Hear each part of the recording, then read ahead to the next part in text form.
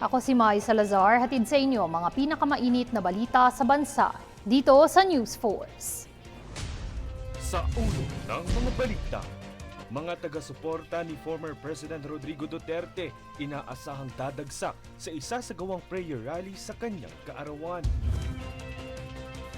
BI inaresto ang 2 dayuhan mula Australia bunsod ng Interpol Red Notice.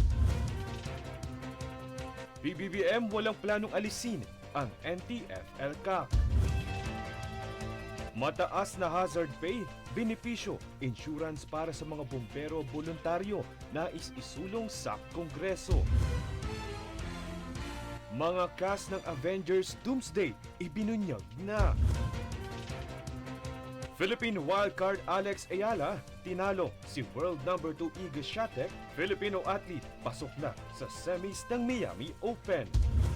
Patas at pantay na balita, komprehensibong ulat para sa pulso ng masa. Ito ang News Force. Nakatutok ang Philippine National Police o PNP sa pagdagsa ng mga tao sa isasagawang prayer rally para sa ika-80 kaarawan ni dating Pangulong Rodrigo Duterte ngayong Biyernes. Gaganapin ito sa Rotary Plaza New Corellia sa Davao del Norte.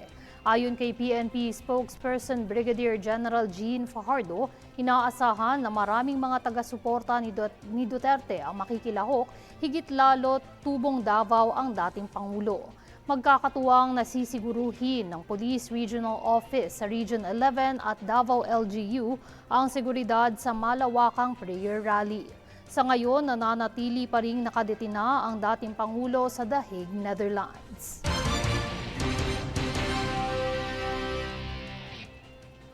Samantala, hindi tututol ang Malacanang sa kagustuhan ni dating mambabatas na si Gringo Honasan na maghain ng signature campaign via People's Initiative Petition sa International Criminal Court o ICC. Ito ay upang mapauwi agad ang dating Pangulong Rodrigo Duterte at bilang tulong pabalik ni Honasan matapos kupkupin ni Duterte ang kanyang anak noong panahon na rebelde pa si Honasan. Ito ang sinabi ng dating senador sa naging pagkikita nila ng isa sa mga anak ng dating Pangulo na si Davao City Mayor Baste Duterte. Buwelta naman ng palasyo, karapatan naman ito ni Honasan kung anong nais niyang gawin upang maipagtanggol si Duterte. Ngunit mas mainam umano na makipag-usap muna si Honasan sa legal team ni dating Pangulong Duterte at baka hindi naman siya bigyang pansin at i-accommodate ng ICC.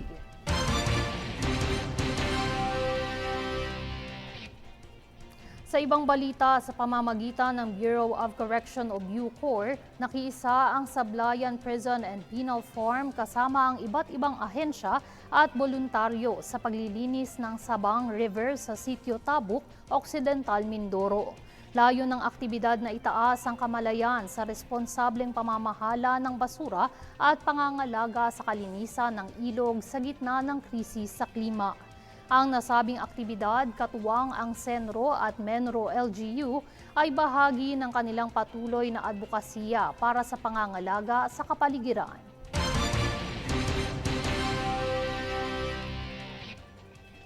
Nahuli naman ng mga opisyal ng Bureau of Immigration sa NAIA ang 2 dayuhang may red notice mula sa Interpol habang tinatangkang tumakas palabas ng bansa.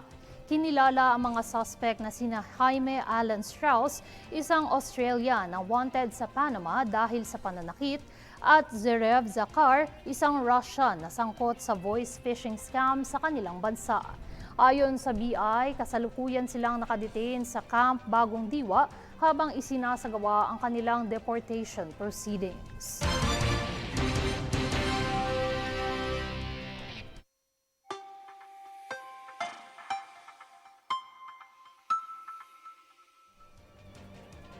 Opisyal nang nagtapos ang panahon ng Northeast Monsoon o amihan. Hudyat naman ito ng pagsisimula na maranasan natin ang tag-init sa bansa. Bukod sa init, magbabago ng pattern ang hangin na mula sa hilagang silangan patungo sa silangan na nangangahulugang tapos na ang amihan.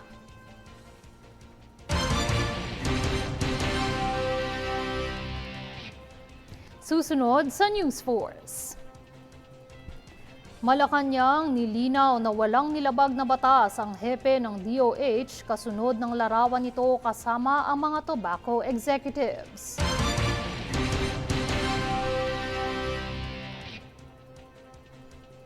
Dating Senador Pangilinan itinanggi ang alegasyong pakikipag-usap sa alyansa ni PBBM.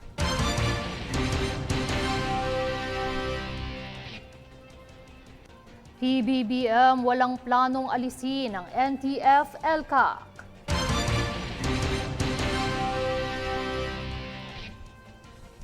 Manatiling nakatutok para sa higit pang mga balita sa pagbabalik ng News Force.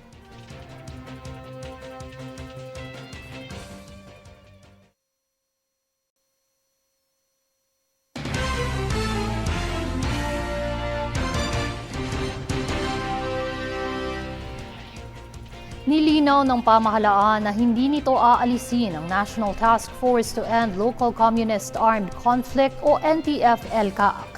Ito ay matapos ang panawagan na ibasura ito dahil sa umano'y insidente ng red tagging. Para sa detalye, narito si Francis Riodique. Nanindigan ng pamahalaan na hindi nito aalisin ang National Task Force to End Local Communist Armed Conflict o NTF-ELCAC. Ayon kay National Security Council Assistant Director Jonathan Malaya, mismong si Pangulong Ferdinand Marcos Jr. ang naglinaw na hindi niya kailanman ibabasura ang naturang ahensya. Ito ay sa kabila ng panawagan ng ilang mga kongresista na alisin na ito dahil sa umunoy insidente ng red tagging. Iginit umano ni Marcos ang pagiging matagumpay nito sa pagpapababa ng insurhensya at terorismo. Kaya naman ipagpapatuloy umano ito ng administrasyon.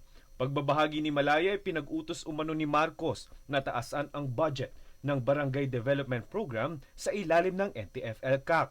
Sa ilalim ng utos na ito, madaragdagan ng 5 milyon ang kasalukuyang 2.5 million pesos na pondo sa mga barangay na na-clear out na ng insurhensya at presensya ng NPA. Matatanda ang 10 milyong piso ang dapat na nakalaan sa naturang proyekto, ngunit nabawasan ito kaya naman naging 2.5 million pesos na lang. Pagtitiyak ni Malaya, gagawa ang pamahalaan ng paraan para maibalik muli sa orihinal na halaga ng pondo para mas maging matagumpay ang naturang proyekto. Francis Riodique, nag-uulat para sa Golden Nation Network.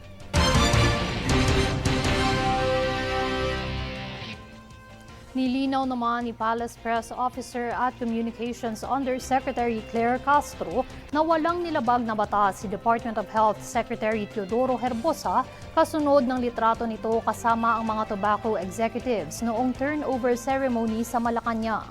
Matatandaang binatiko si Herbosa dahil sa kawalan umano nito ng integridad bilang kalihim ng pangkalusugan dahil sa pagdalo nito sa kaganapan kasama ang tobacco company. Pahayag naman ng Malacanang, hindi umano ito iligal at walang nakikitang paglabag sa batas dahil wala naman umanong tinanggap na donasyon mula sa tobacco company ang kalihim at tanging nakipag-picture lamang. Tiniyak naman ni Undersecretary Castro ang publiko na patuloy pa rin ang pagsunod ng mga ahensya ng pamahalaan sa batas na hindi pag-promote ng mga produkto gaya na lamang ng tabako.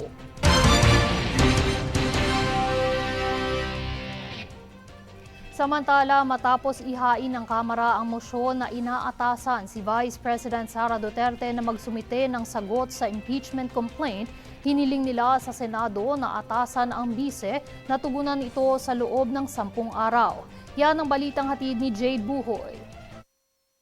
Inaasahan ng simula ng Senado ang formal na paglilitis sa impeachment case ni Vice President Sara Duterte, kasunod ng opisyal na paghiling na isumitin niya ang kanyang sagot sa loob ng 10 araw. Ito'y matapos natanggap ng Senado ang mosyon ng Kongreso na humihiling na atasan si VP Sara na magsumite ng sagot sa impeachment complaint. Ayon pa sa Kamara, kanilang ipinadala ang dokumento noong ika-24 ng Marso at natanggap ito ng Office of the Vice President 2 araw matapos nito. Samantala, ang nasabing mosyon ay nilagdaan ni House Minority Leader Marcelino Libanan, Representative Rog Gutierrez at Deputy Majority Leader Paulo Ortega V.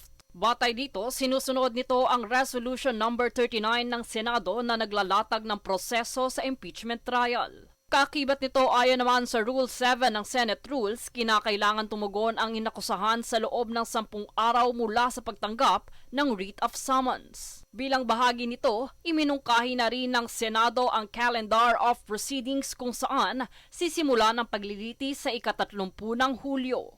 Habang magsisimula naman ang formal na proseso sa ika-2 ng Hulyo sa pagbubukas ng sesyon at paglalatag ng Articles of Impeachment. Sa kabilang banda, nagpulong na rin ang mga miyembro ng House Prosecution Panel upang italaga ang kani-kanilang hahawakang artikulo ng impeachment. Batay pa kay Representative Jerby Luistro, siya ay tinalaga sa Article 2 na tumutukoy sa umano'y maling paggamit ng confidential funds. Dito rin hinikayat ni Luistro ang kampo ni BP Sara na gamitin ang pagkakataong ito upang mailatag ang kanilang depensa sa Senado. Jade Buhoy, nag-uulat para sa Golden Nation Network.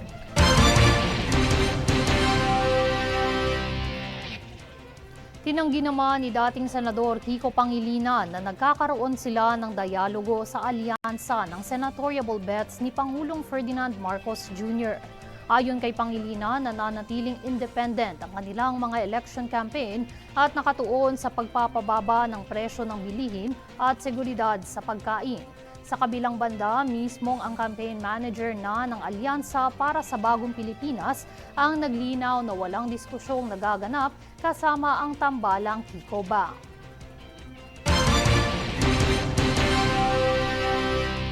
Samantala, bunsod ng kamakailang sinapit ng nasawing hepe ng bumbero sa Tondo, Manila dahil sa pagliligtas sa sunog. Mas lumakas ang determinasyon ng mga bumbero party list na isulong ang kanilang advokasya at napangalagaan ng kapakanan ng mga bumbero maging ng mga voluntaryong tumutulong sa pagligtas sa sunog. Tunghaya ng ulat ni Princess Castro. Nais isulong ng Ang Bumbero ng Pilipinas o ABP Party List ang mas mataas na hazard pay, libreng serbisyong medikal, mas maayos na kondisyon sa trabaho at insurance coverage para sa mga bumbero lalo na sa mga nasusugatan o nasasawi sa pagtupad ng kanilang tungkulin. Sa pahayag ni Jose Antonio Capep Goitia, unang nominado ng party list, mas determinado silang ipaglaban ang mga karapatan ng mga voluntaryong bumbero dahil hindi maaring baliwalain ang kanilang sakripisyo at buhay sa operasyon.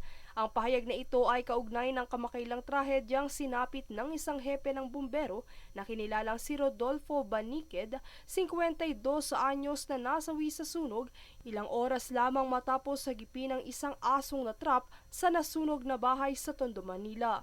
Nitong Martes ay nagpahatid ng pakikiramay ang partido sa pamilya ng nasawing bumbero. Ayon sa mga bumbero at voluntaryo, isa sa kanilang pinakamalaking hiling ay ang pagkakaroon ng breathing apparatus na makatutulong sa kanilang operasyon upang ligtas na makapasok sa nasusunog na gusali gaano man kakapal ang usok. Ilan sa kanilang pangunahing prioridad sa ilalim ng kanilang advokasiyang para sa mas ligtas na Pinas ay ang pagpasa ng Firefighters Welfare Act na naglalayong itaas ang sahod, hazard pay at mga benepisyong pangkalusugan. Kabilang din dito ang Fire Equipment Modernization Bill na layong magbigay ng pondo para sa mga makabagong kagamitan sa pagsugpo ng sunog. Gayon din ang Community-Based Fire Prevention Program na magsasanay sa mga komunidad at mapahusay ang paghahanda laban sa sakuna.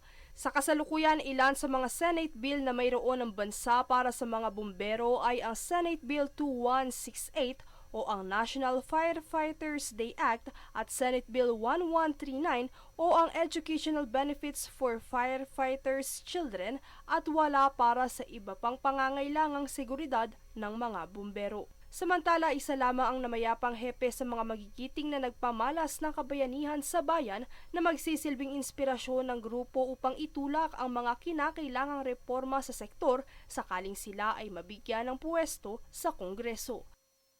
Princess Castro, nag-uulat para sa Golden Nation Network. Susunod sa News Force. MMDA at MDRRMC nagpulong hinggil sa mga aktibidad at plano para sa ikalawang quarter ng taon.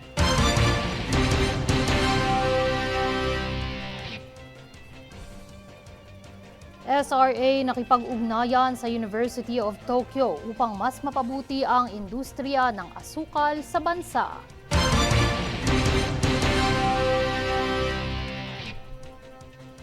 Cast ng Avengers Doomsday ibinunyag na.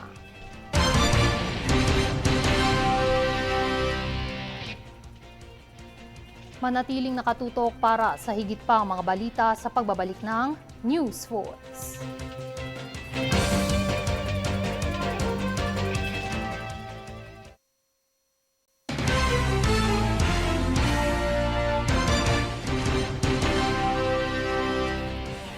Isinagawa ng Metropolitan Manila Development Authority o MMDA at Metro Manila Disaster Risk Reduction and Management Council o MMDRRMC ang pulong hinggil sa mga hakbang at plano nito para sa kaligtasan at seguridad ng Kalakhang, Maynila.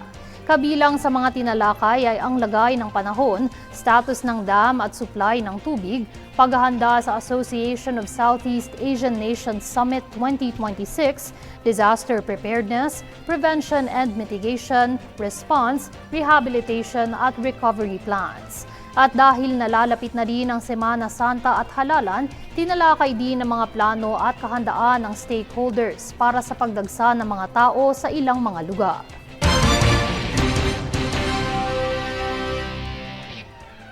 Samantala, pinarangalan ng mga natatanging Pilipinas sa iba't ibang larangan bilang selebrasyon ng Women's Month ngayong buwan ng Marso. Para sa detalye, narito si Zen Derama. Mga natatanging kababaihan sa iba't ibang larangan. Pinarangalan bilang selebrasyon ng Women's Month ngayong Marso.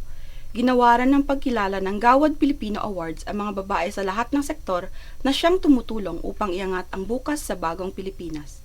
Pinangunahan ng founding chairman ng Gawad Pilipinas, Dr. Danilo Mangahas, ang pagtitipon na ginanap sa Tejerosol AFP Clubhouse, Camp Emilio Aguinaldo, Linggo ng gabi.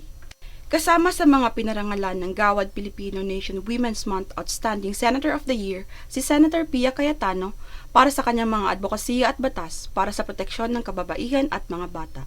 Samantala, nabigyan din ng parangal ang ilan pang mga kababaihan sa iba't ibang larangan ng serbisyo publiko kasama ang mga opisyal ng pamahalaan gaya nila Department of Budget and Management Secretary Amena Pangandaman na ang kumatawan ay si Undersecretary Goddess Hope Libiran, Commission on Higher Education Commissioner Dr. Shirley Agrupis, Public Attorney's Office Chief Persida Rueda Acosta, National Commission on Indigenous People Chairperson Jennifer Pia Sibuglas, Department of Agrarian Reform Undersecretary Rowena Taduran, OFW Party List Representative Marisa Del Mar Magsino, at Bulacan 4th District Congresswoman Linabel Ruth Villarica. Kasama din sa mga pinarangalan na uniform personnel sina TSG Arlene Arat Mordeno ng Philippine Army at Bureau of Immigration Spokesperson Dana Sandoval. Kabilang sa mga kategorya ng mga parangal ay business, socio-civil, local government units at mga barangay official, artist at media.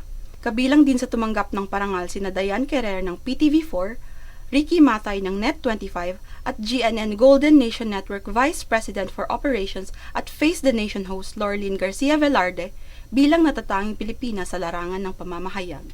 Maraming salamat sa Gawad Filipino Awards, Dr. Danilo Mangahas sa pagkilala bilang isa sa mga natatanging Pilipina sa larangan ng pamamahayag. Isa po itong karangalan na magsisilbing inspirasyon sa aking araw-araw na pagsusumikap na maitaas ang antas ng buhay sa pamamagitan ng pagbibigay ng tamang impormasyon at kaalaman sa mga manonood ng GNN. Isang napapanahong pagkilala ngayon sa buwan ng mga kababaihan.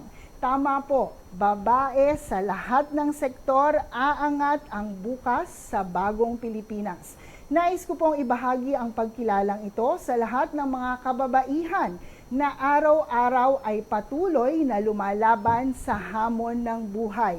Mapa ito ay sa profesional na pagtatrabaho sa iba't ibang larangan, maging ang mga nanay na mga ilaw at kung minsan ay haligi na rin po ng tahanan. Ito po ay para sa ating lahat. Salamat po sa GNN Golden Nation Network, sa aking mga boss at sa mga teammates ko na nagtatrabaho araw-araw para masigurado na makapaghahatid ng Boses ng Pagbabago. Muli, maraming salamat po. Zenny Darama, nag-uulat para sa Golden Nation Network.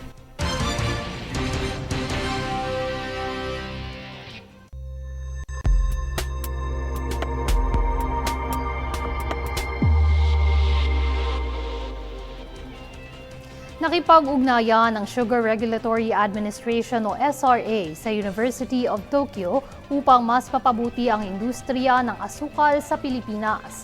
Nakasaad sa pinirmahang 3 taong kasunduan na palitan ang kaalaman ng dalawang bansa sa larangan ng sugarcane o tubo. Kabilang dito ang nais ng SRA na matutunan at magamit ang mga teknolohiya at kasanayan ng Japan na makatutulong sa mga nagtatanim ng tubo upang mapalakas ang kanilang produkto, lalo na sa mga small-scale producers.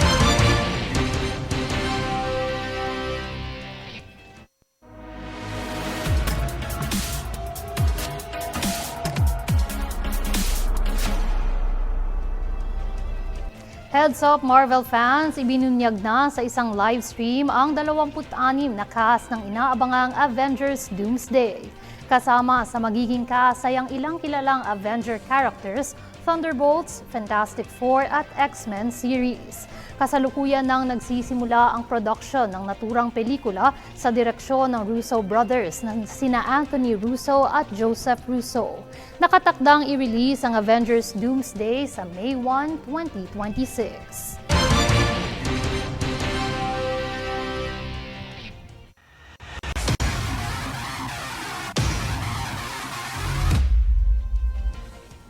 Semis bound na ang Filipino wildcard tennis star na si Alexandra Ayala matapos daigin si world number 2 Polish bet Iga Świątek sa kanyang 6-2 at 7-5 upset sa quarterfinals ng 2025 Miami Open. Dahil sa magkakasunod na dominasyon mula sa ika-140 pwesto sa world rankings, aasahan ang pagpasok ng pangalan ng 19-year-old prominent player sa top 100 ng Women's Tennis Association. At para sa kanyang laban sa Sabado, isa kina Emma Raducanu ng United Kingdom at US bet Jessica Pegula ang makakaharap ni Ayala para sa semifinals ng kompetisyon.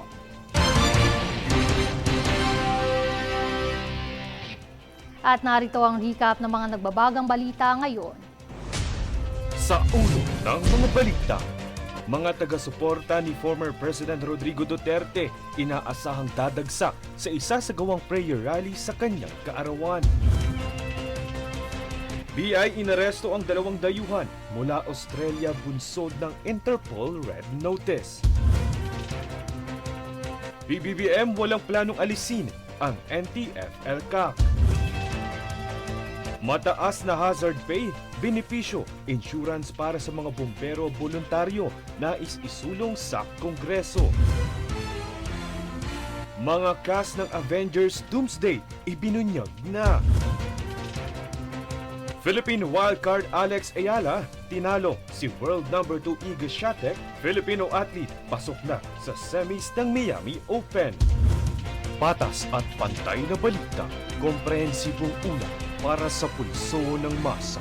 Ito ang News Force. At yan ang pinakamainit na mga balita ngayong araw. Manatiling nakatutok sa aming mga ulat at updates sa aming Facebook page, facebook.com/Golden Nation Network. Ako si Mai Salazar at ito ang News Force.